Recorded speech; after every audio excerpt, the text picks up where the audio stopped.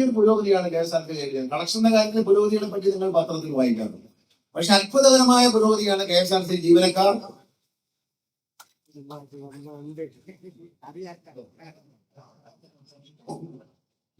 ജീവനക്കാരുടെയും ഉദ്യോഗസ്ഥരുടെയും ആത്മാർത്ഥമായ പരിശ്രമത്തിന്റെ ഫലമായി ഒരു കണക്ക് ഞാൻ പറയാം. ഈ പോകുന്ന ബസ് നിങ്ങൾ നോക്കാം, നല്ല വൃത്തിയായിട്ടാണ് പോകുന്നത്. കണ്ട അതിനകത്ത് ചെളിയും ചെള്ളയും പൊടിയും ഒന്നും ഇല്ല, നല്ല വൃത്തിയായിട്ടാണ് പോകുന്നത്. കഴിഞ്ഞ ദിവസം ഈ ബസ് ക്ലീനിങ് ഏർപ്പെടുത്തിക്കൊണ്ടാണ് ഒരു പാവപ്പെട്ട മനുഷ്യൻ, 19-കാരനാണ്, ഗൾഫിൽ പോകാനുള്ള പാസ്പോർട്ടും വിസയും ടിക്കറ്റും എല്ലാം കൂടി ബസ്സിൽ കളഞ്ഞു പോയി. രാത്രി ബസ് തൂക്കുന്ന ഒരു സ്വഭാവം ഇപ്പം ഉണ്ടായിട്ടുള്ളത് കൊണ്ട് ബസ്സിനൊക്കെ തൂക്കാൻ ചെന്നാളുടെ ഇത് കിട്ടി. ഈ സാധനം ഇയാളെ വിളിച്ചു, ഇയാളെ നമ്പർ കണ്ടുപിടിച്ചു. 19-ാണെന്ന് പറഞ്ഞ് അവിടെ 2 പോലീസ് സ്റ്റേഷനിൽ വിളിച്ചു പറഞ്ഞു. അവരവിടെ എത്തി, ഇയാൾ അവിടെ ഇല്ല, വീട്ടിലില്ല. ഇയാളെ ഫോൺ ചെയ്യുമ്പോൾ ചെങ്ങന്നൂർ റെയിൽവേ സ്റ്റേഷനിൽ ട്രെയിൻ ഒപ്പിച്ചാണെന്നതിനെ പറ്റി ആലോചിച്ചുകൊണ്ടിരിക്കുക. വണ്ടികൾ പണിത് കിടപ്പുണ്ട്, 100-200 വണ്ടി പണിത് കിടക്കുകയാണ്. ഒരു 25ഓളം മിനി ബസ് വരുന്നുണ്ട്. അതുകൂടാതെ എയർ കണ്ടീഷൻ ബസ്സിന്റെ ഡിമാൻഡ് പരിഗണിച്ചുകൊണ്ട് എയർ കണ്ടീഷൻ പ്രീമിയം ബസ്, ചെറിയ വണ്ടി, പ്രീമിയം സൂപ്പർ ഫാസ്റ്റ് എന്ന് പറയുന്ന എയർ കണ്ടീഷൻ വണ്ടി 10 കൂടി വാങ്ങാൻ തീരുമാനിച്ചിട്ടുണ്ട്. അത് ബഡ്ജറ്റ് ടൂറിസത്തിന് വേണ്ടിയിട്ടാണ്. ഈ ഒരു മേഖലയിൽ ഒരു വണ്ടി ഇട്ടേക്കും. ആ വണ്ടി ചില ദിവസങ്ങളിൽ റെഗുലർ റൂട്ടിൽ ഓടാൻ പറ്റും. അല്ലാത്ത ദിവസങ്ങളിൽ, ഈ ബുക്കിംഗ് ഉള്ള ദിവസങ്ങളിൽ, കല്യാണ ഓട്ടത്തിനും മറ്റു കാര്യങ്ങൾക്കും ദൂരയാത്രയ്ക്കും എല്ലാം എയർ കണ്ടീഷൻ ചെയ്ത ഈ പ്രീമിയം സൂപ്പർ ഫാസ്റ്റ് 10 കൂടി വാങ്ങുകയാണ്. അതിന്റെ പ്രധാന ലക്ഷ്യം ബഡ്ജറ്റ് ടൂറിസമാണ്. ഇപ്പം ടൂർ പോകുന്നവർക്കെല്ലാം AC ഉള്ള വണ്ടി വേണമെന്നൊരു ആഗ്രഹമാണ്. കാരണം AC വണ്ടികളുടെ എണ്ണം കൂടി. അപ്പൊ AC വണ്ടി വേണം എന്നുള്ളതാണ് എല്ലാവരും. ഇന്ന് ഇവിടുന്ന് നമ്മൾ പുളശ്ശേരിക്കടയിൽ പോകുന്ന വണ്ടി AC ആണ്.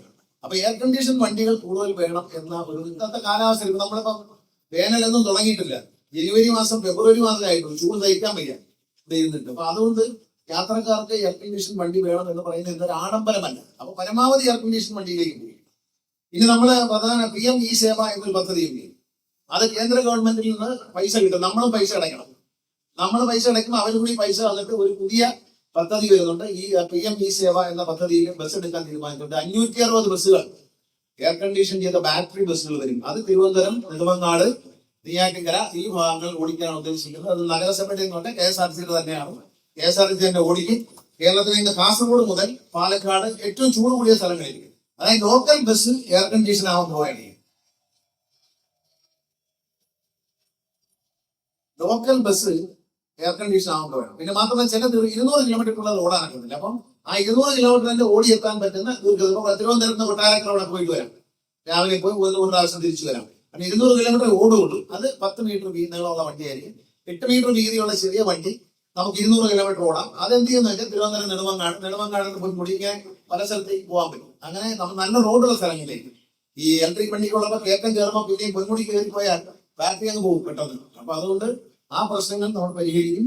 അതുപോലെ തന്നെ വലിയൊരു പുരോഗതിയാണ് KSRTC കൈവരിക്കുന്നത്. കളക്ഷന്റെ കാര്യത്തിൽ പുരോഗതിയെ പറ്റി നിങ്ങൾ പത്രത്തിൽ വായിക്കാറുണ്ട്. പക്ഷെ അത്ഭുതകരമായ പുരോഗതിയാണ് KSRTC ജീവനക്കാർ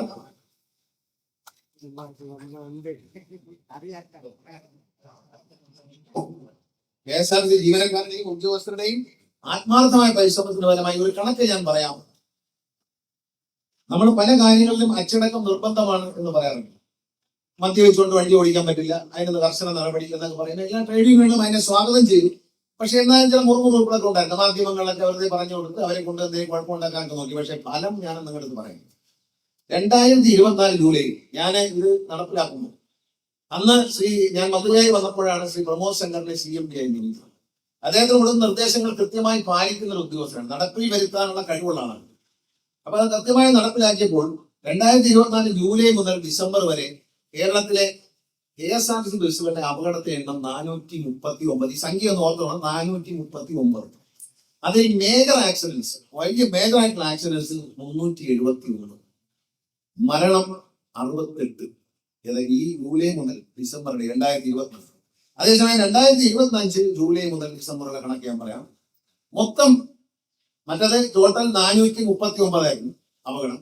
ഇപ്പോൾ ടോട്ടൽ 187 അപകടം. എന്താ വ്യത്യാസം അറിയണം? 489. ഞാനിത് പറഞ്ഞപ്പോ എന്നെ എല്ലാവരും കൂടെ ചാടിക്കാൻ പറഞ്ഞു. ഞാൻ പിടിച്ചെപിടിയാതെ ഉറച്ചു നിന്നു. മാത്രമല്ല KSRTC ജീവനക്കാരുടെ കുടുംബങ്ങൾ എന്നോട് വളരെ കടപ്പെട്ടിരിക്കുന്നു. കാരണം വെള്ളമണി നിർത്തിയിട്ടുകൊണ്ട് വീട്ടിൽ വളരെ ലാഭമുണ്ട്. ഭാര്യമാർക്ക് എന്നോട്, മക്കൾക്കും എന്നോട് സ്നേഹമാണ്. കാരണം ഇവരൊക്കെ നല്ല മദ്യപാനം അവസാനിച്ചു. അപ്പൊ 439 നിന്നും 187 ആയിക്കോട്ടെ. മേജർ ആക്സിഡന്റ് 371 നിന്നും 124 ആയിക്കോട്ടെ. മരണം 63. ഈ 63 പല മരണങ്ങളും ബൈക്കിലൊക്കെ വല്ലാതെ വന്ന് ഇടിച്ച് ഇങ്ങോട്ട് ചടയാൻ കാലത്ത് ഒരു ആക്സിഡന്റ് ആണ്. അതിന്റെ വണ്ടി കിടക്കുന്ന കണ്ടാൽ വണ്ടി ആ സൈഡാ കിടക്കുന്നത്. ബസ് അങ്ങ് പോയി കയറിയിരിക്കുകയാണ്. പക്ഷെ അതിന്റെ വീഡിയോ കാണണം കറക്റ്റായിട്ട്. ഈ വണ്ടി ഇങ്ങനെ പൊയ്ക്കൊണ്ടിരിക്കുമ്പോൾ അവിടെ നിന്ന് ഈ കാർ ഓടിച്ചിരുന്ന ആൾ ഉറങ്ങിപ്പോവാണ്. രണ്ടുപേര് മരിച്ചു.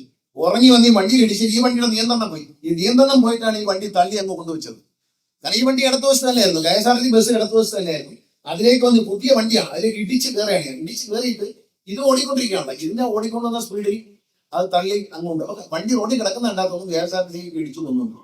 പണ്ടൊക്കെ ചെയ്തുകൊണ്ടിരുന്ന KSRTC അപകടങ്ങൾ സംഭവിക്കുമ്പോൾ KSRTC ഡ്രൈവറുടെയും KSRTCയുടെയും തലയിലേക്ക് കേസ് പോലീസ് എന്ന് വെച്ച് കിട്ടിക്കൊണ്ടു.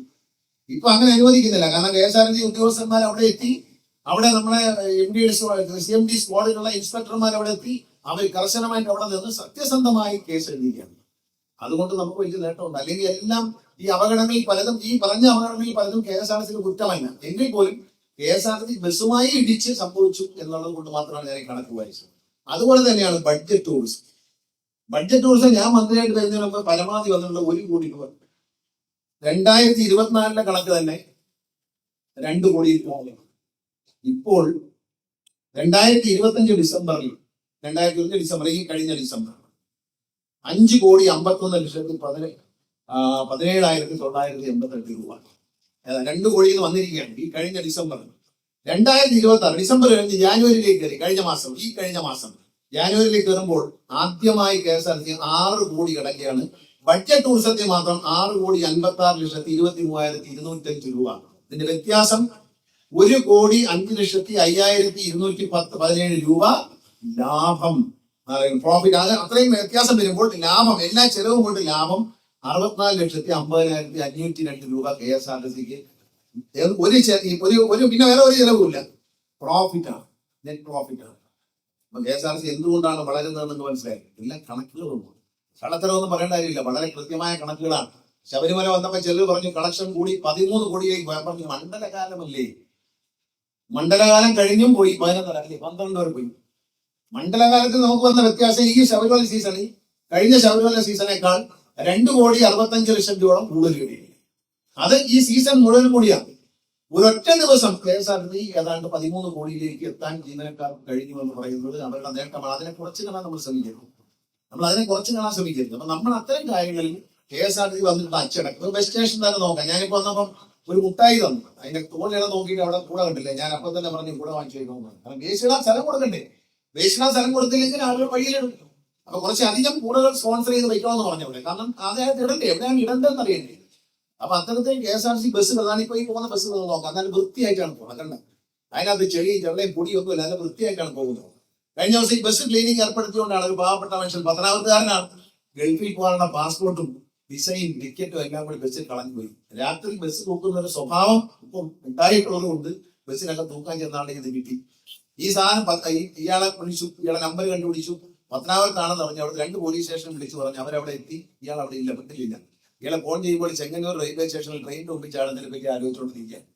അടുത്ത ട്രെയിനിന് ചാടാം എന്ന് പറഞ്ഞ് നിൽക്കുമ്പോൾ ഇയാൾക്ക് ഒരു ഫോൺ വരിക. ആ ഫോണിൽ പറയുന്നത് നിങ്ങളെ പാസ്പോർട്ട് കിട്ടിയിട്ടുണ്ട്, തിരുവനന്തപുരത്തോട്ടുണ്ട്. ആ ചാടാൻ നിന്ന ട്രെയിനിൽ തന്നെ കയറി അയാൾ തിരുവനന്തപുരത്ത് വന്ന് പാസ്പോർട്ട് മാറ്റിക്കൊണ്ടുപോയി. അടുത്ത ട്രെയിനിൽ ചാടാൻ നിന്നാണ്, ആ ട്രെയിനിൽ തന്നെ കയറി തിരുവനന്തപുരത്ത് വന്ന് പാസ്പോർട്ട്. അപ്പൊ KSRTC ജീവനക്കാരുടെ അവർ വൃത്തിയാക്കുക എന്നുള്ള സംസ്കാരമാണ്. ആഴ്ച 2 ആഴ്ച കൂടുമ്പോഴോ 1 മാസം കൂടുമ്പോഴായിരിക്കും തൂക്കാൻ കയറുന്നത്. അപ്പോഴത്തേക്ക് ഇയാൾ കത്ത് കഴിയും, ഇയാൾ ആത്മഹത്യ ചെയ്യും, അയാളെ ഗൾഫിൽ പോക്ക് പോകെല്ലാം പോയി. എല്ലാ ദിവസവും രാത്രി തൂക്കുന്നത് കൊണ്ട് കൃത്യമായിട്ട് അത് കെട്ടി. ബസ് സ്റ്റേഷനിലെ എല്ലാം ബസ്സുകൾ ക്ലീൻ ആക്കുന്നതിന് വേണ്ടി നമ്മൾ ടെൻഡർ വിളിച്ചിട്ടുണ്ട്. കുറച്ചുകൂടി വൃത്തിയായി തന്നെ കൊണ്ടുപോകണം, എല്ലാ ദിവസവും കഴിഞ്ഞ് വൃത്തിയാക്കി കൊണ്ടുപോകുന്ന ഗതിയിൽ ഒരു ടെൻഡർ വിളിച്ചിട്ടുണ്ട്. നമ്മുടെ ജീവനക്കാരുടെ പ്രവർത്തനങ്ങൾ, ഉദ്യോഗസ്ഥരുടെ പ്രവർത്തനം വളരെ നല്ലതാണ്. അതുപോലെ ഇന്ന് നമ്മുടെ ഡ്രൈവിംഗ് സ്കൂൾ തുടങ്ങി. അഭിമാനത്തോടു കൂടിയാണ് 22ാമത്തെ ഡ്രൈവിംഗ് സ്കൂൾ തുടങ്ങുന്നത്. ഞാൻ മന്ത്രിയായിട്ട് വന്നപ്പോൾ ആദ്യത്തെ സമരം ഡ്രൈവിംഗ് സ്കൂളുകാരുടെ ആയി. നല്ല ഡ്രൈവിംഗ് ലൈസൻസ് കൊടുക്കണം, കളിപ്പിരി പരിപാടികൾ പറ്റില്ല. മോട്ടോർ വെഹിക്കിൾ ഉദ്യോഗസ്ഥന്മാർ കർശനമായി പരിശോധിച്ചേ പറ്റുള്ളൂ. ഞാൻ മന്ത്രിയായിട്ട് വരുന്ന സമയത്ത് നിങ്ങൾ കണക്കെടുത്ത് പരിശോധിച്ച് നോക്കിക്കോളൂ. കേരളത്തിലെ ഡ്രൈവിംഗിന്റെ വിജയ ശതമാനം 99.9%. അതായത് ഒരു ദിവസം 100 പേര് പരീക്ഷ എഴുതാൻ വന്നാൽ, അതായത് 2 ഉദ്യോഗസ്ഥന്മാർ 124 പേരെ പരിശോധിക്കുകയും അതിൽ ഒരാൾ മാത്രം തോൽക്കുകയും ചെയ്തു. എത്ര സമയം കൊണ്ട്? രാവിലെ 8 മണിക്ക് ശേഷം ഉച്ചയ്ക്ക് 1 മണിക്കുള്ളിൽ. അയാൾ തന്നെ, ആ ഉദ്യോഗസ്ഥൻ തന്നെ ഉച്ചയ്ക്ക് ശേഷം 12 പേർക്ക് ഹെവി ലൈസൻസ് കൊടുത്തു. അദ്ദേഹം തന്നെ വൈകിട്ട് 5 മണിക്ക് മുമ്പ് 48 വണ്ടികളുടെ ഫിറ്റ്നസ് പരിശോധിച്ചു.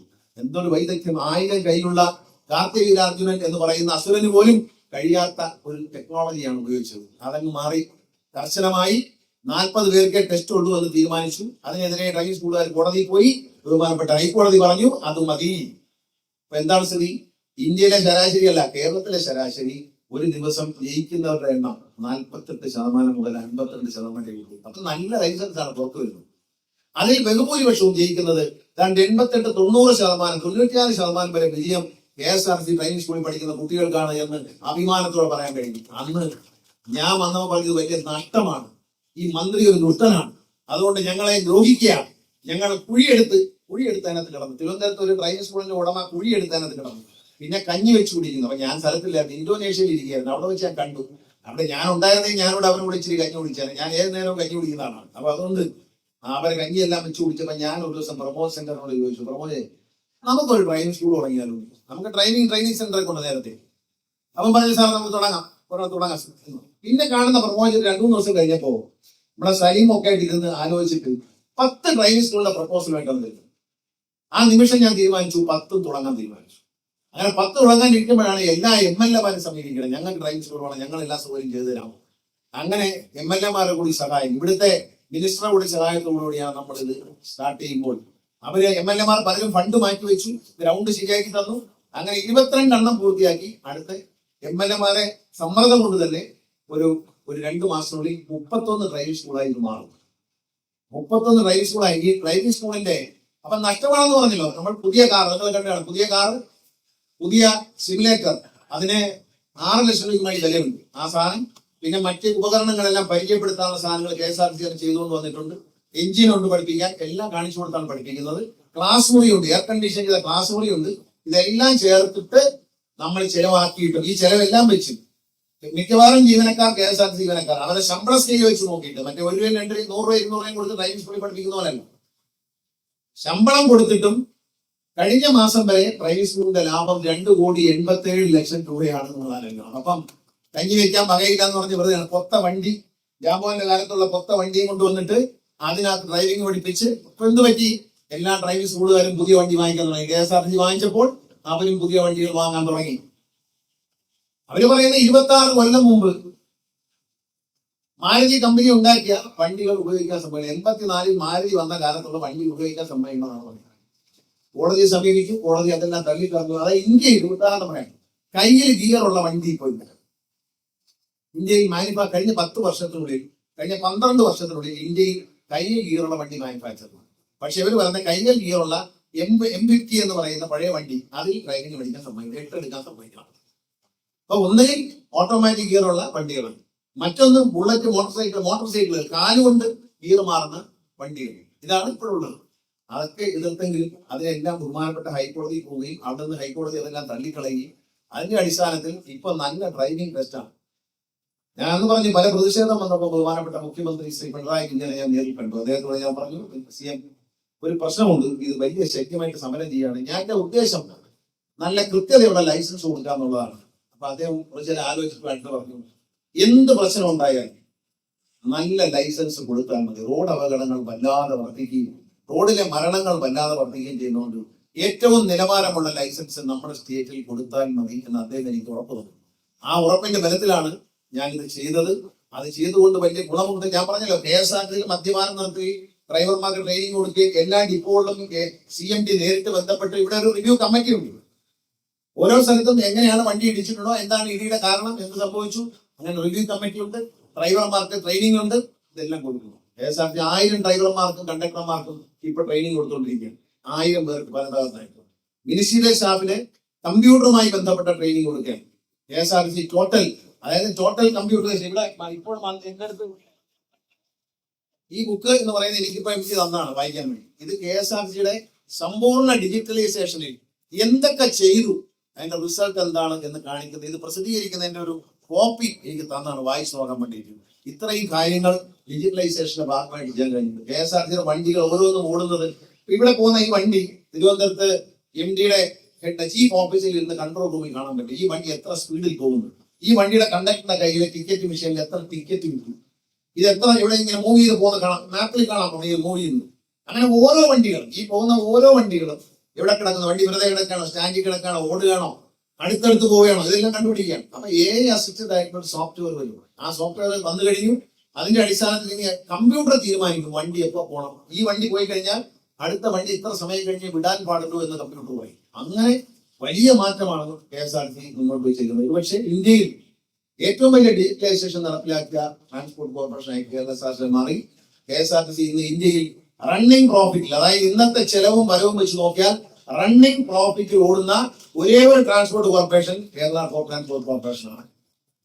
കർണാടകക്കാർ വരെ നമ്മുടെ വണ്ടികളെ അനുകരിക്കാൻ, നമ്മുടെ പുതിയ വണ്ടി കഥകളിയൊക്കെ ആയിട്ട് വന്ന പുതിയ പടങ്ങളൊക്കെ വരച്ച വണ്ടി കണ്ടിട്ട് അവർ പറയുന്ന പ്രൈവറ്റ് കമ്പനി, എന്നോട് ബോംബെയിൽ നിന്നൊക്കെ വന്നിട്ട് ഈ കണ്ണപ്പയിൽ ബോഡി ചെയ്യുന്നവർ പറയായിരുന്നു. അവരോട് പറയുന്നത് കേരള സർക്കാരിന് അടിച്ചു കൊടുത്ത ഇതേ പെയിന്റ് ഞങ്ങളുടെ വണ്ടിക്ക് അടിച്ചു കൊടുക്കും. അവരെ പ്രൈവറ്റ് വണ്ടി, ടൂറിസ്റ്റ് വണ്ടി ബോഡി ചെയ്യാൻ വേണ്ടി മഹാരാഷ്ട്രയിൽ നിന്നൊക്കെ കൊണ്ടുവരും കർണാടകത്തിലേക്ക്. അവര് പറഞ്ഞ് ഞങ്ങൾക്ക് ഈ പെയിന്റ് അടിച്ചു തരണം, ഇവർക്ക് KSRTC അടിച്ചിരിക്കുന്ന പെയിന്റ് ഞങ്ങൾക്ക് വേണം എന്ന് പറയും. അത്ര നല്ല നിലയിലാണ് നമ്മൾ കാര്യങ്ങൾ മുന്നോട്ട് കൊണ്ടുപോകുന്നത്. നമ്മുടെ ചെറിയ ബസ്സുകളെല്ലാം പല മലയോര മേഖല, നമുക്ക് ഇവിടെയൊക്കെ വന്നു കഴിഞ്ഞാൽ KSRTC മാത്രമുള്ള മേഖലകളുണ്ട് ഉള്ളിലോട്ട് കയറി പോയത്. അവിടെ നിന്ന് ബസ്സുകളില്ല, കാലാകാലങ്ങളിൽ നിന്ന് പോയതാണ്. ഈ മിനി ബസ് വന്നതോടി നമ്മൾ അത്തരം റൂട്ടുകളല്ല, പ്രൈവറ്റ് ബസ്സിന്റെ തലയ്ക്ക് കയറി ഓടി അവനെയും പിച്ചക്കാരനാക്കി നമ്മളും പിച്ചക്കാരനായി. ആ പരിപാടി പ്രൈവറ്റ് ബസ്സുമായുള്ള മത്സരിച്ച് തോറ്റാൽ നിന്ന് ഒരുപാട് നശിക്കാൻ കഴിയും. പ്രൈവറ്റ് ബസ്സുമായിട്ട് മത്സരിക്കേണ്ട, നമുക്കായിട്ട് ഒരുപാട് സ്ഥലങ്ങളുണ്ട്.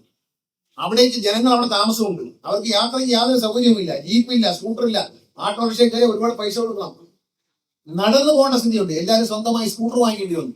അത് മാറി. ഇപ്പൊ എന്ത് പറ്റി? അവിടെ എല്ലാം നമ്മൾ വാഹനങ്ങൾ അയക്കാണ്. ഉൾപ്രദേശങ്ങൾ, ഇപ്പോ മന്ത്രി തന്ന തന്നെ പല ഉൾപ്രദേശങ്ങളുമാണ് അദ്ദേഹം തന്നത്. ആ ഉൾപ്രദേശങ്ങൾ നോക്കി അവിടെ ഈ മിനി ബസ് ഓടിക്കും. ഞങ്ങളുടെ അവിടേക്ക് മിനി ബസ് ഓടുന്നത് വലിയ ലാഭത്തിൽ തന്നെയാണ് ഓടുന്നത്, നിറഞ്ഞാണ് പോകുന്നത്. കാരണം അവിടെ വണ്ടിയില്ലായിരുന്നു. 2 മാസം കൊണ്ട്, 1 മാസം കൊണ്ട് ഓടി കഴിയുമ്പോൾ ഇതിന്റെ മട്ടെന്ന് പറയുന്നത് ഭയങ്കരമാണ്. 63 രൂപ ഒരു കിലോമീറ്റർ കിട്ടാൻ വണ്ടി. കാരണം അതിന് വണ്ടിയേ ഇല്ല. വണ്ടി ഇല്ലെന്ന് വിചാരിച്ചാൽ അവർ വേറെ സ്കൂട്ടറൊക്കെ വാങ്ങിച്ചു. ഒറ്റ കാര്യം ആലോചിച്ചാൽ മതി, കഴിഞ്ഞ വർഷം 2024-ഉം 2025-ഉമായിട്ടുള്ള വ്യത്യാസത്തിൽ പരിശോധിച്ചാൽ KSRTC യാത്ര ചെയ്യുന്നവരുടെ എണ്ണം വർധനവ് 16 ലക്ഷം യാത്രക്കാരാണ് വർദ്ധിച്ചത്. പുതിയ വാഹനങ്ങൾ വന്നു, പുതിയ വണ്ടികൾ, AC വണ്ടികൾ വന്നു. ഇതെല്ലാം വന്നപ്പോൾ 16 ലക്ഷം യാത്രക്കാർ KSRTC വർദ്ധിച്ചു കഴിഞ്ഞ വർഷത്തേക്കാൾ ഈ വർഷം വരുന്നത്. ഒരേ മാസങ്ങളിൽ പരിശോധിച്ചാൽ 12 മുതൽ 16 ലക്ഷം വരെ യാത്രക്കാർ വർദ്ധിച്ചു. അതുകൊണ്ടാണ് ഈ കളക്ഷൻ വരുന്നത്. ജനസംഖ്യയൊക്കെ പഴയത് തന്നെ, ജീവനക്കാരെല്ലാം പഴയത് തന്നെ, മാനേജ്മെന്റിലെ CMD മന്ത്രിയെ വിളിച്ച് ബാക്കി എല്ലാവരും പഴയ ആൾക്കാർ തന്നെ. അപ്പൊ അതെല്ലാം നമ്മൾ പരിഹരിച്ച് മുന്നോട്ട് പോകുന്ന KSRTC മുന്നേറ്റത്തിന് എല്ലാ പിന്തുണയും നൽകുന്ന MLA-മാർ, മറ്റു മന്ത്രിമാർ, മുഖ്യമന്ത്രി, അതുപോലെ പഞ്ചായത്ത്, മുനിസിപ്പൽ പ്രതിനിധികൾ, അവരെല്ലാവരും, ഞാൻ എല്ലാവരും കൊണ്ടുവരുന്ന രാഷ്ട്രീയം നോക്കാറില്ല, എല്ലാവരും കൊണ്ടുവരുന്ന എല്ലാ വഴികളും പ്രധാനമായി പരിശോധിച്ച് ഓടിക്കാവുന്നത്രയും വണ്ടികൾ ഓടിച്ചു കൊടുക്കും. മാക്സിമം വണ്ടികൾ ഓടുകയുണ്ട്. ഡീസലും പെട്രോളും വരെ നമ്മൾ അതിന് എല്ലാ നിയന്ത്രണങ്ങളും ഏർപ്പെടുത്തിക്കൊണ്ട് വണ്ടികൾ വളരെ കൃത്യതയോടെ ഓടിക്കുകയും, ഈ റോഡിന്റെ പണികൾ ഒരുപാട് സ്ഥലത്ത് നടക്കുന്നു. അതുകൊണ്ട് ടൈം കീപ്പ് ചെയ്യാൻ നമ്മുടെ ഡ്രൈവർമാർക്ക് പറ്റുന്നില്ല. അപ്പൊ അതുകൂടി റോഡുകൾ ഒന്നാണ് തീർന്നു കഴിഞ്ഞാൽ ടൈം കീപ്പ് ചെയ്യും. നമ്മള് ബിസിനസ് ക്ലാസ് ബസ് ബുക്ക് ചെയ്ത് കഴിഞ്ഞു, പണി നടക്കുകയാണ്. ഇലക്ഷൻ പ്രഖ്യാപിച്ചാൽ മാർച്ച് 15-ഓടുകൂടി ബസ് വരും. ഉദ്ഘാടനമൊന്നുമില്ല. തിരുവനന്തപുരം മുതൽ എറണാകുളം വരെ ബിസിനസ് ക്ലാസ് ബസ് ഓടി തുടങ്ങും. അതിനുള്ള എല്ലാ സൗകര്യം. ബിസിനസ് ക്ലാസ് ബസ് എന്ന് പറയുന്നത് എയർ കണ്ടീഷൻ ആയിരിക്കും. ഓരോ സീറ്റിലും TV ഉണ്ടാവും. ആ TV-യിൽ നിന്ന് നിങ്ങളുടെ ഹെഡ്ഫോൺ വഴി നിങ്ങൾക്ക് വയർലെസ് ഹെഡ്ഫോൺ വെച്ച് നിങ്ങൾക്ക് പാട്ട് കേൾക്കാം. ഓരോരുത്തർക്കും പ്രത്യേകം ഹെഡ്ഫോണാണ്. പ്ലെയിനിലൊക്കെ ഉള്ള പോലെ ടോയ്ലറ്റ് ഉണ്ട്, പാൻട്രി ഉണ്ട്, ചായ കുടിക്കാം, കാപ്പി കുടിക്കാം, ആവശ്യമുള്ള കുറെ ഫുഡിന്റെ ലിസ്റ്റ് കാണും. ആ മെനു അനുസരിച്ച് ഫുഡ് കഴിക്കാം. ഇതെല്ലാം ഉണ്ട്. ഇപ്പൊ KSRTC ചിറ്റിങ്ങുമായി ചേർന്ന് ഒരു ടൈപ്പ് ഉണ്ടാക്കി. അപ്പൊ അവരുടെ സാധനം ബസ്സിൽ ഓർഡർ ചെയ്ത് കഴിഞ്ഞാൽ ദീർഘദൂര ബസ്സുകൾ ഇപ്പൊ 10 ബസ്സുകളെ തുടങ്ങിയിട്ടുണ്ട്. ബാക്കി ബസ്സുകളിലേക്ക് വ്യാപിപ്പിച്ചു കൊണ്ടുവരികയാണ്. Higher class bus, long distance ബസ്സുകളാണ് ഇപ്പൊ കൊടുത്തുകൊണ്ടിരിക്കുന്നത്. അതുപോലെ തമ്പാനൂരിൽ നിന്ന് റെയിൽ റോഡ്സ് ചെറുപ്പക്കാരായ 4-5 കുട്ടികൾ അവരൊരു ദിവസം രാവിലെ എന്നെ കാണാൻ വേണ്ടി പത്തനാപുരത്ത് പോകുന്നു. അവര് പറഞ്ഞ സാധനം ഞങ്ങളുടെ ഒരു ഐഡിയ ഉണ്ട്, ഞങ്ങൾ ഇങ്ങനെ ഫുഡ് കൊടുക്കും, പാക്കറ്റ് ഇങ്ങനെയാണ്, ഈ പാക്കറ്റ് വേസ്റ്റ് കുറച്ച് ഉണ്ടാക്കുള്ളൂ, അത് എടുക്കാന്ന് പറഞ്ഞു. ഞാൻ ആ നിമിഷം അവരോട് പറഞ്ഞു, ഉച്ചയ്ക്ക് 3-3:30 മണിക്കാണ് എന്നെ കാണുന്നത്. ഞാൻ പറഞ്ഞു നേരെ തിരുവനന്തപുരത്തോട്ട് വിട്ടോളൂ, CMD പോയി കണ്ടുപോകാൻ പറഞ്ഞു. ഞാൻ വിളിച്ചു പറഞ്ഞിങ്ങനെ 2 കുട്ടികൾ വരുന്നു, കേൾക്കുന്നു. അവര് വന്നു, അത് പറഞ്ഞു. ഒരു കാര്യം നിങ്ങൾ മാസങ്ങൾക്കുള്ള അവര് തന്നെ അത്ഭുതപ്പെട്ടു. ഈ ബിസിനസ് തുടങ്ങാൻ കേരളം നല്ല സ്ഥലമാണെന്ന് പറയുമ്പോൾ ചിലർ ഉച്ചത്തോടെ പറയും. പക്ഷെ ഈ പിള്ളേർക്ക് 2 മാസത്തിനുള്ളിൽ അതിനുള്ള എല്ലാ സൗകര്യം ചെയ്തു കൊടുത്ത് അവർ കഴിഞ്ഞ ദിവസം ഉദ്ഘാടനം ചെയ്തു. എല്ലാ വണ്ടികളിലും പോകുന്നവർ ഇത് വാങ്ങി വണ്ടിയിൽ ഇരുന്ന് കഴിച്ചു പോകാൻ സൗകര്യം. ഏതാനും ആഴ്ചകൾക്കുള്ളിൽ നമ്മൾ ടെൻഡർ വിളിച്ചിട്ടുണ്ട്. KSRTC-യിലെ വെള്ളം വരാൻ പോകും. ചൂടുകാലം മൂത്തിരിക്കുകയാണ്. KSRTC-ക്ക് വേണ്ടി ഏതെങ്കിലും കമ്പനികളെ തെരഞ്ഞെടുത്തിട്ട് മാർക്കറ്റിൽ കിട്ടുന്നതിനേക്കാൾ, ഞാൻ ഉറപ്പ് തന്നെയാണ്, മാർക്കറ്റിൽ കിട്ടുന്നതിനേക്കാൾ വില കുറച്ച് കുപ്പിവെള്ളം KSRTC ബസിന്റെ ഉള്ളിൽ നിങ്ങൾക്ക് തന്നിരിക്കും. കാരണം അടുത്ത മാസങ്ങളിൽ വലിയ ചൂടാൻ വെള്ളം ഇല്ലാതെ പറ്റില്ല. വിപണനം ചെയ്യുന്ന കണ്ടക്ടർക്ക് 2 രൂപയും വണ്ടി ഓടിക്കുന്ന ഡ്രൈവർക്ക് 1 രൂപയും അതിൽ നിന്ന് കമ്മീഷനായിട്ട് കൊടുക്കും. കണ്ടക്ടർക്ക് 2 രൂപ കൊടുക്കും. ഡ്രൈവറെ വെറുതെ ഇരുത്തിയിട്ട് പോകുന്നത് ശരിയല്ലോ. അദ്ദേഹം വെറുതെ നോക്കി കണ്ടക്ടർക്ക് മാത്രം കാശ് കിട്ടുന്ന, ഡ്രൈവറെ പഴയ ഒരു ഡ്രൈവേഴ്സ് യൂണിയന്റെ പ്രസിഡന്റിന്റെ മകനായതുകൊണ്ട് ഡ്രൈവർമാർ കൂടി ഒരു രൂപ വീട്ടിക്കോട്ടെ എന്ന് ഞാൻ വിചാരിച്ചു. ഏതാ അതുകൊണ്ട് രണ്ടു കൂട്ടർ ഒരുമിച്ചൊക്കെ പോകുന്നത്. അപ്പൊ അവര് അത് രണ്ടുപേരും താല്പര്യം കാണിക്കട്ടെ എന്ന് വിചാരിച്ചു. ഏതായാലും ജനങ്ങൾക്ക് മാർക്കറ്റിൽ കിട്ടുന്നതിനേക്കാൾ 1, 2, 3 രൂപ വില കുറവായിരിക്കും വണ്ടികൾ വെള്ളത്തിന്. അപ്പൊ കുപ്പിവെള്ളം നൽകുന്നു, ഫുഡ് നൽകുന്നു. ഈ ബിസിനസ് ക്ലാസ് ബസ് നമ്മൾ നേരത്തെ തന്നെ ഉദ്ഘാടനം പ്രഖ്യാപിക്കും. വേറെ കാര്യമൊന്നുമില്ല. കാരണം അത് ഇലക്ഷൻ കമ്മീഷൻ ഇതിൽ വരാതിരിക്കാൻ വേണ്ടി നേരത്തെ തന്നെ. പക്ഷെ ബസ് പണി തുടങ്ങിയിട്ടുണ്ട്. അതിനകത്ത് കണ്ടക്ടർ ഉണ്ടാവില്ല, ഒരു ബസ് ഹോസ്റ്റസ് ഒരു ലേഡി ഉണ്ടാവും, ട്രെയിൻഡ് ആയിട്ടുള്ള ഒരു ലേഡി ഉണ്ടാവും. അവരായിരിക്കും ചായ കാപ്പി എല്ലാം കൊടുക്കുന്നത്, അവർക്ക് എല്ലാ സഹായങ്ങളും ചെയ്തു കൊടുക്കുന്നവരായിരിക്കും. നല്ല ടോയ്ലറ്റ്, ഏറ്റവും വില കൂടിയ സാധനമാണ്. വോൾവോഡ് ബസ്സാണ് വാങ്ങുന്നത്, ഏറ്റവും വില കൂടിയ ബസ്സാണ് വാങ്ങുന്നത്. ഇന്ത്യയിൽ ഇറങ്ങുന്നതിൽ ഏറ്റവും സൗകര്യപ്രദമായ, ഇതുവരെ ആരും ഉണ്ടാക്കിയിട്ടില്ലാത്ത പാൻട്രി എല്ലാം ഇമ്പോർട്ട് ചെയ്യാൻ വെളിയിൽ നിന്ന് ഇറക്കുമതി ചെയ്തിട്ടാണ് പഠിപ്പിക്കുന്നത്. അതിനകത്ത് ഇരുന്ന കിച്ചണൊക്കെ അങ്ങനെ വെളിയിൽ നിന്ന് വരുന്ന ഉപകരണങ്ങളാണ്. കോഫി ഉണ്ടാക്കുന്ന മെഷീനും എല്ലാം ഇമ്പോർട്ട് ചെയ്തിട്ടാണ് അവർ ചെയ്തു തരുന്നത്. അങ്ങനെ അത്രയും മൂല്യമുള്ള ഒരു ബസ്സാണ് തരുന്നത്. രാവിലെ പുറപ്പെടും, ഇന്ന് നിർത്തൂല. തിരുവനന്തപുരത്ത് വിട്ടാൽ എറണാകുളത്തേക്കാണ് മുഴുവൻ ടിക്കറ്റൊക്കെ. പിന്നെ എറണാകുളത്തെ നിർത്തും വണ്ടി. ടോയ്ലറ്റൊക്കെ അതിനകത്തുണ്ട്, ഫുഡ് അതിനകത്ത് കിട്ടും, പിന്നെ നിർത്തണ്ടല്ലോ. പിന്നെ കൊല്ലത്ത് നിന്ന് ബുക്കിംഗ് ഉണ്ടെങ്കിൽ അവിടെ നാളെ എടുക്കും, ആലപ്പുഴയിൽ ബുക്കിംഗ് ഉണ്ടെങ്കിൽ അവിടെ നാളെ എടുക്കും. ബുക്കിംഗ് ഇല്ലെങ്കിൽ നേരെ എറണാകുളത്തേക്ക് വിടും, ഒറ്റയടിക്ക് നേരെ പോകും. അപ്പൊ രാവിലെ ഒരു 6-6:30 മണിക്ക് പുറപ്പെട്ടാൽ ഒരു 10 മണിക്ക് മുമ്പേ അവിടെ എത്തി ഓഫീസ് കാര്യങ്ങളും കോടതിയിൽ പോകാനുള്ള വക്കീലന്മാർക്കും ഒക്കെ എളുപ്പമുണ്ട്. വൈകിട്ട് ഒരു 5-5:15 ആകുമ്പോൾ 5:30 നമ്മൾ ഇങ്ങോട്ട് വിടും. ഡോക്ടർമാർ വരെ ഇവിടുന്ന് സർജറി ചെയ്യാൻ വേണ്ടി തിരുവനന്തപുരത്ത് പോകുന്നുണ്ട്. അവർ ട്രെയിൻ വൈകിട്ട് ഇങ്ങോട്ട് ആ സമയത്ത് വന്ദേ ഭാരത് ഇല്ല. അതുകൊണ്ട് നമ്മൾ ആ സമയത്ത് ഒരു ബസ് ഇങ്ങോട്ട് ഇടും. അത് ഫുള്ളായി വരും എന്നാണ് കണക്കാക്കുന്നത്. ഞാൻ നിർത്തിപ്പിക്കുന്നില്ല. ഒരുപാട് ആശയങ്ങളുണ്ട്. അത് നടപ്പിലാക്കാൻ ജനങ്ങൾ നൽകുന്ന പിന്തുണ, KSRTC ആനവണ്ടിക്ക് കേരളത്തിലെ ജനങ്ങൾ നൽകുന്ന പിന്തുണ, കൊച്ചു കുഞ്ഞുങ്ങൾ പോലും നൽകുന്ന പിന്തുണ, KSRTC ജീവനക്കാരുടെ ആത്മാർത്ഥമായ സമീപനം. രാഷ്ട്രീയം എല്ലാവർക്കും ഉണ്ട്. പക്ഷെ ഈ ഒരു കാര്യത്തിൽ രാഷ്ട്രീയം താഴെ വെച്ച് അവർ നന്നാവണമെന്ന ആഗ്രഹത്തോടെ മുന്നോട്ട് പോകുന്നതിൽ സന്തോഷമുണ്ട്. ആ സന്തോഷത്തിൽ നമ്മൾ എല്ലാവരും അവരെ അഭിനന്ദിക്കണം. KSRTC ജീവനക്കാരുടെ കണിശമായ, അവരുടെ ഏറ്റവും കൃത്യതയുള്ള പെരുമാറ്റ രീതികളും അവർക്ക് നല്ല ഒരു മാർഗനിർദ്ദേശം കൊടുത്തപ്പോൾ അവർ ശരിയായ മാർഗത്തിൽ പോകുന്നു എന്നുള്ളതാണ്. നമ്മൾ തെറ്റായിട്ട് അവരെ നയിച്ചാൽ അവർ തോന്നി പോലെ പോകും. പക്ഷെ ഇപ്പൊ എല്ലാവർക്കും ഒരു നല്ല ഉത്തരവാദിത്തമുണ്ട്. ഓരോരുത്തർക്കും സ്റ്റേഷൻ വൃത്തിയാക്കാൻ വരുന്ന ആളിന് പോലും അവരുടേതായ ഉത്തരവാദിത്തമുണ്ട്. ആ ഉത്തരവാദിത്തം കൃത്യമായി നിർവഹിക്കുന്നതുകൊണ്ടാണ് KSRTC ഇത്ര നന്നായി പോകുന്നത്. ഇനി വരുന്ന കാലങ്ങളിൽ KSRTC മികച്ച ഒരു പൊതുമേഖലാ സ്ഥാപനമായി മുന്നോട്ട് പോകട്ടെ. ജീവനക്കാർക്ക് അപ്പോഴേക്കും സമാധാനമാവും. നിങ്ങൾക്കുള്ള ആനുകൂല്യങ്ങളൊക്കെ കുറെ വരും. ഒന്നും പേടിക്കണ്ട, അതൊന്നും തങ്ങൂല. അതെല്ലാം ജനാധിപത്യ സർക്കാരാണ് കേരളം ഭരിക്കുന്നത്. ഇടതുമുന്നണി സർക്കാർ തൊഴിലാളികളുടെ ഒരു ആനുകൂല്യം പിടിച്ചു വയ്ക്കുന്നില്ല. പക്ഷെ നമ്മുടെ ഈ ഗതികേട് നിങ്ങൾക്കറിയാം. ആ ഗതികേടിൽ നിന്ന് പച്ച പിടിക്കുകയാണ്. അപ്പൊ 1-ാം തീയതി ശമ്പളം തന്നു തുടങ്ങിയതുപോലെ ഓരോന്നായും കിട്ടും. DA എന്ന് പറയണ്ട, DA തരാൻ പൈസ വേണമല്ലോ. മിച്ചം പൈസ കിട്ടണ്ടേ? മിച്ചം പൈസ ഒന്നും വന്നിട്ടില്ല. കാരണം 2700 കോടി രൂപ കടമുണ്ട് എന്ന് നിങ്ങൾ മനസ്സിലാക്കണം. ഒരു ദിവസം 1,19 ലക്ഷം രൂപ ലോൺ തിരിച്ചടയ്ക്കുന്നുണ്ട്. അപ്പൊ ഇപ്പൊ ധനകാര്യ വകുപ്പിലെ ചില ഉദ്യോഗസ്ഥന്മാർ പറയുന്നത് 1,000 കോടി കൂടെ അവർ കടമെടുത്തൊന്ന് നടത്തട്ടെ. അതോട് ഇതിന്റെ കഥ കഴിഞ്ഞു. ഞാൻ പറഞ്ഞത് പറ്റൂല, അത് പറ്റൂല. 1000 കോടി കൂടെ കടമെടുക്കാം, ഇവിടെ തീർന്ന് ഇതിന്റെ കാറ്റ് പോകും. അതോടുകൂടി അതൊക്കെ അത്തരം ബുദ്ധികളാണ് ഇതിനെ ഈ നിലയിൽ എത്തിച്ചത്. മനസ്സിലായി? അത്തരം ചെറിയ ചെറിയ ബുദ്ധികളാണ് ചില ആളുകൾ അവിടെ ഇരുന്ന് സെക്രട്ടേറിയറ്റിലൊക്കെ ഇരുന്ന് എഴുതുന്ന ചില മണ്ടൻ ബുദ്ധികളാണ് ഇതിനെ ഈ നിലയിലേക്ക് തകർത്തത്. അപ്പൊ അത്തരം ബുദ്ധികൾ സ്വീകരിക്കുന്നില്ല. ഞാൻ ധനകാര്യ മന്ത്രി പറഞ്ഞപ്പോൾ ധനകാര്യ മന്ത്രി പറഞ്ഞു അതൊക്കെ അവർ എഴുതുന്നതാണ്, കാര്യമാക്കണ്ട എന്ന് പറഞ്ഞ് അദ്ദേഹം അതിനെ തള്ളി പറഞ്ഞു. ഞാൻ അതാണ് പറഞ്ഞത്, ശമ്പളം കൊടുക്കാൻ സമയമാകുമ്പോൾ സർക്കാർ തരേണ്ട പൈസ തരാതിരിക്കണം. ഒരു ഉദ്യോഗസ്ഥൻ വിചാരിച്ചാൽ മതി. ഈ മാസം ശമ്പളം കൊടുക്കാതിരിക്കാൻ വേണ്ടി ഒരു ഉദ്യോഗസ്ഥനായിട്ട് എഴുതി വെച്ചു, ഇവരെ ഒരു ലോൺ എടുത്തോട്ടെ പിന്നെ അടയ്ക്കാം എന്ന്. 20 കോടി രൂപ എവിടുന്ന് ആരാ ലോൺ തരുന്നത്? കൊണ്ട് 20 കോടി തരാൻ പറഞ്ഞാൽ സ്വർണ്ണപ്പണയമല്ലോ ആണോ 1 മിനിറ്റിനകത്ത് തരാനായിട്ട്? അല്ലല്ലോ, എഴുതിയങ്ങ് വിടുക. സെക്രട്ടറി ഇരുന്ന് നല്ല ഫാനിന്റെ അടിയിൽ സുഖമായിട്ട് ഇരുന്നിട്ട് എഴുതിയങ്ങ് വിടുക. ഇവർ കടമെടുക്കട്ടെ. എന്താണ് സ്ഥിതി? ഇങ്ങനെയുള്ള കുറെ ആളുകളാണ് നമ്മുടെ നാടിന് നശിപ്പിക്കുന്നത്. ഒരു കാര്യം നേരെ പോകാൻ സമ്മതിക്കുന്നത്. ഇവരുടെ എഴുത്തുകുത്തുകളാണ് ഇതിനെ പലപ്പോഴും തകർത്തിട്ടുള്ളത്. അക്കാര്യത്തിൽ ഞാൻ ധനകാര്യമന്ത്രിയെ സംസാരിച്ചു, മുഖ്യമന്ത്രിയെ സംസാരിച്ചു. അവർ രണ്ടുപേരും ഇത് നല്ല നിലയിൽ പോകണം, ഇതിനകത്ത് ഒരു മാറ്റവും വരുത്തേണ്ടതില്ല എന്ന നിലപാടിലാണുള്ളത്. ഉദ്യോഗസ്ഥന്മാര് വെറുതെ ഒരു പണി വെച്ച് നോക്കുന്നതാണ്. ഈ കൂടെ ഒരു പാര വെച്ചാൽ ഇത് പൊളിഞ്ഞോട്ടെ എന്നുള്ളതാണ്. ഒരു ബലൂണിൽ ഒരു സൂചി കൊണ്ട് കുത്തുന്നത് പോലെ ഒന്ന് നോക്കാം എന്ന് വിചാരിച്ച് ചെയ്യുന്നതാണ്. അതൊന്നും പ്രശ്നമല്ല. ജനങ്ങളോടൊപ്പമാണ് സർക്കാർ.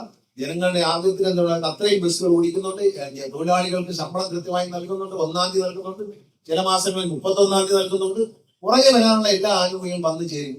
അപ്പൊ നമുക്ക് എല്ലാ ശമ്പളം കിട്ടുന്നത്. നമുക്ക് സമരം തുടങ്ങാൻ തോന്നി ചിലർ വരും. അതിന്റെ ഒന്നും കൂടെ കൊണ്ട് സമരം ഒന്നും ചെയ്യാതെ നേടാൻ കഴിയും. എന്റെ നാട്ടിൽ MLA എന്ന നിലയിൽ ഒരുപാട് നേട്ടങ്ങൾ കൊണ്ടുവന്നത് ആ നാട്ടുകാരെ പിടിച്ചുകൊണ്ട് വെയിലത്ത് സമരത്തിന് പോയിട്ടല്ല, ഞാൻ പോയി മെനക്കെട്ട് വാങ്ങിച്ചോണ്ട് വന്നതാണ്. അതുകൊണ്ട് നിങ്ങൾക്ക് അതിനെക്കുറിച്ചൊന്നും ആശയമുണ്ട്. ഈ സർക്കാർ തൊഴിലാളി കൊടുക്കേണ്ട ഒരു ആനുകൂല്യം പിടിച്ചു വെക്കില്ല. പക്ഷെ അതോടൊപ്പം തന്നെ ഈ സ്ഥാപനത്തിന്റെ നിലനിൽപ്പ് കൂടി നോക്കും. അല്ല, ഇതിന്റെ നിലനിൽപ്പ് അപകടപ്പെടുത്തിക്കൊണ്ട് പൈസ എല്ലാം കൂടെ വാരി വിടുന്ന് കടം വാങ്ങിച്ച് തന്ന് നിങ്ങളെ സന്തോഷിപ്പിച്ചതിന് ശേഷം ഇത് തകർന്ന് എന്നത്തേക്കുമായി പോകുമ്പോൾ നിങ്ങൾ ജോലിയില്ലാതെ വീട്ടിയിരിക്കും. ഇപ്പൊ ജോലിയില്ലാതെ വീട്ടിയിരിക്കുമെന്ന ഭയം ഇപ്പോൾ ഇല്ലല്ലോ, അത് മാറിയില്ലേ. മറ്റേന്താണ്, ഇത് പൊളിഞ്ഞാൽ ഒരു പന്തലിടും, നമ്മൾ സമരത്തിനിരിക്കും, എല്ലാ സാഹിത്യകാരന്മാരും എല്ലാവരും വന്ന് നമ്മളോട് പ്രസംഗിക്കും. KSRTC അടച്ചു കൂട്ടി ശരിയല്ല, തൊഴിലാളികൾ പട്ടിണിയല്ലേ. അപ്പൊ കാണാം പ്രൈവറ്റ് ബസ്സിൽ ആളുകൾ ഇങ്ങനെ ഇരുന്ന് പോകുന്നില്ല. അപ്പൊ അവര് നോക്കും നമ്മളിങ്ങനെ ആദ്യമൊക്കെ. അതിൻ്റെ KSRTC സമരം ഫോട്ടോ ഒക്കെ എടുത്ത് ഫേസ്ബുക്കിൽ ഇടും. കുറച്ച് ദിവസം കഴിഞ്ഞ് 10-30 ദിവസം കഴിയുമ്പോഴത്തേക്കും അവിടെ അതിലെ പോകുന്ന അതേ ആള് തന്നെ അല്ല, അവരുടെ സമരമില്ല, അവിടെ അവരെ കയ്യിൽ കൊണ്ടില്ല ഇത് അടച്ചു. അവർക്ക് എന്ത് വേണം? ജനങ്ങൾക്ക് എന്ത് വേണം? സമയത്തിന് വണ്ടി വേണം. അത് KSRTC വേണം നിർബന്ധമൊന്നുമില്ല. ഇപ്പൊ KSRTC കൊള്ളാവുന്നതുകൊണ്ട് KSRTC കയറുന്നുള്ളൂ, സമയത്തിന് വരുന്നു, നല്ല പെരുമാറ്റം, അതുകൊണ്ട് കയറുന്നതാണ്. മറിച്ചായ ഇത് അടച്ചു പോയാൽ അതൊന്നുമില്ല. ആളുകൾ ആദ്യത്തെ ദിവസം നോക്കും, രണ്ടാമത്തെ ദിവസം നോക്കും. ഇനി സാഹിത്യകാരന്മാരും വരുന്ന സമരക്കാരും രാഷ്ട്രീയക്കാരെല്ലാം കുറഞ്ഞു വന്ന് ഈ ഒരാളെ തളർന്നു കിടക്കുമ്പോൾ ആദ്യ ദിവസം കാണാൻ ഒരുപാട് ആൾക്കാർ വരും. പിന്നെ ഇയാൾ ഒറ്റയ്ക്കാവും. ഈ കറങ്ങുന്ന ബാഗ് നോക്കി ഇങ്ങനെ കിടക്കാനേ പറ്റും. നല്ല മദ്യപാനികൾ വെള്ളമടിച്ച് ലിവറൊക്കെ പോയിട്ട് കിടക്കുന്ന ഭാഗത്ത് കണ്ടിട്ടുണ്ട്. മദ്യപിച്ച് ലിവറെല്ലാം പോയി അലങ്കാരം വായിലെ പല്ലൊക്കെ പൊഴുകി ഇങ്ങനെ കിടക്കുമ്പോ കൂട്ടുകാരൊക്കെ ആദ്യം വരും. കൂട്ടുകാരൊക്കെ ആദ്യം വന്ന് കണ്ടു, അയ്യോ മച്ചിന്റെ കളിയാ, ഞാൻ കൂടെ ഉണ്ടാന്ന് പറയും. പിന്നെ ഒരാൾ കുറയും, രണ്ടുപേര് കുറയും, അങ്ങനെ കിടന്ന് അവസാനം ഇയാളെ ലിവർ പെരിയ വയറുമായിട്ട് ഈ ഫാന് നോക്കി കിടക്കുമ്പോൾ ഒറ്റ ഒരുത്തൻ കാണത്തില്ല. ഇതൊക്കെ ഭാര്യ കാണും കൂടെ, വേറെ അല്ലെങ്കിൽ അമ്മ കാണും കൂടെ, അല്ലാതെ ഒരുത്തരും കാണത്തില്ല. എന്ന് പറഞ്ഞ പോലെ ഈ അഭിപ്രായം പറഞ്ഞതിനെ പൂട്ടിക്കാൻ നടക്കുന്നവന്മാരെയൊന്നും പിന്നെ കാണത്തില്ല. നിങ്ങൾ ശ്രദ്ധിക്കേണ്ടത്, ഇത് KSRTC ജീവനക്കാർ ശ്രദ്ധിക്കേണ്ടത്, ഇത് ജനങ്ങളുടെ ആഗ്രഹമുള്ള സ്ഥാപനമാണ്, ജനങ്ങൾ സ്നേഹിക്കുന്നതാണ്. ഇതിനെ നിലനിർത്തണം, എങ്കിൽ മാത്രമേ ഞങ്ങൾക്ക് ജീവിതമുള്ളൂ. അതുപോലെ ജനങ്ങൾ മനസ്സിലാക്കണം, അന്യായ ചാർജ് വാങ്ങാം. നിങ്ങൾ മനസ്സിലായി, ഇത്രയും നേട്ടങ്ങൾ KSRTC കൈവരിക്കുമ്പോൾ ഇടതുപക്ഷമുള്ള സർക്കാർ നിങ്ങൾക്ക് പറയാനുള്ളത് ഒന്നേ ഉള്ളൂ, ചാർജ് വർദ്ധിപ്പിക്കാതെ ഇതിനെ രക്ഷപ്പെടുത്തി എന്നുള്ളതാണ്. ജനങ്ങളുടെ തലയിലേക്ക് വെച്ചില്ലല്ലോ, ചാർജ് വർദ്ധിപ്പിക്കാതെ എന്നെ രക്ഷിച്ചു. ഞാൻ ദീർഘിപ്പിക്കുന്നില്ല, അധികമായി സംസാരിക്കണമെന്ന് കരുതിയല്ല, എങ്കിലും നല്ല ഒരു സദസ്സായതുകൊണ്ട് ഞാൻ നിങ്ങൾക്ക് കാര്യങ്ങൾ പറഞ്ഞതേ ഉള്ളൂ. എല്ലാവിധ നന്മകളും നേർന്നുകൊണ്ട് ബഹുമാനപ്പെട്ട മന്ത്രിയുടെ അനുവാദത്തോടെ അദ്ദേഹത്തിന്റെ മണ്ഡലത്തിൽ അദ്ദേഹത്തിന്റെ ഫണ്ട് ഉപയോഗിച്ച് നിർമ്മിച്ച ഈ പദ്ധതികളുടെ ഉദ്ഘാടനവും ട്രെയിനിങ് സ്കൂളിന്റെ ഉദ്ഘാടനവും നിങ്ങളുടെ ഇവരുടെ അനുവാദത്തോടെയും നിർവഹിച്ചായി അറിയിക്കുന്നു. നന്ദി, നമസ്കാരം, ജയ് ഹിന്ദ്.